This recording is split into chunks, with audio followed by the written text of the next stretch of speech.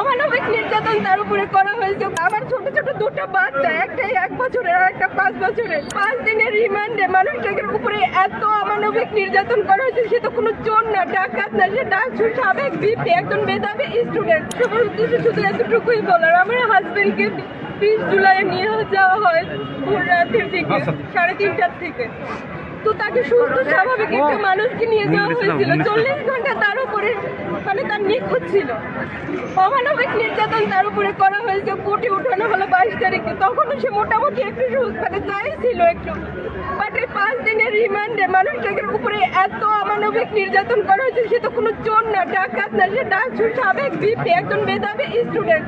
সে হাঁটতে পারতেছে না, তার মানে পা উপরে উঠে, মানে এটা তো কোনো একটা মানে কিভাবে যে বলবো এই কথাগুলো। আমার ছোট ছোট দুটো বাচ্চা, একটাই 1 বছরের আর একটা 5 বছরের। ওরা শুধু শুধু ওর বাবার কথা বলে।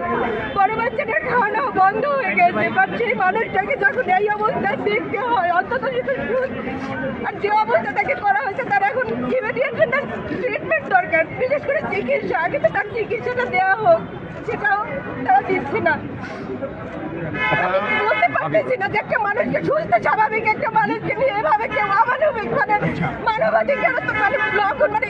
আর সে তো মানে সে তো কোনো চোর না, ডাকাত না, আর সে তো এই আন্দোলনের সাথে সম্পৃক্ত ছিল না।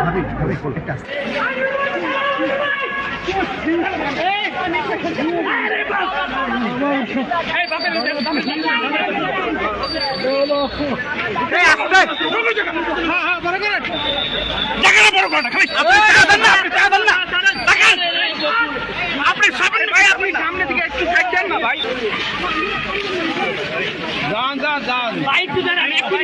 দাঁড়ান না রে ভাই।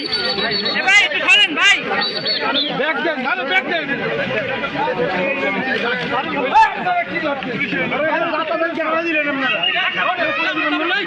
দাদা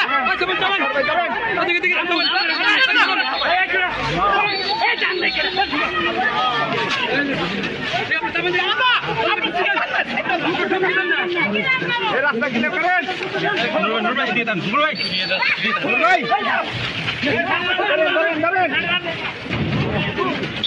মুরব্বী, আপনার কথা কি দেখছেন?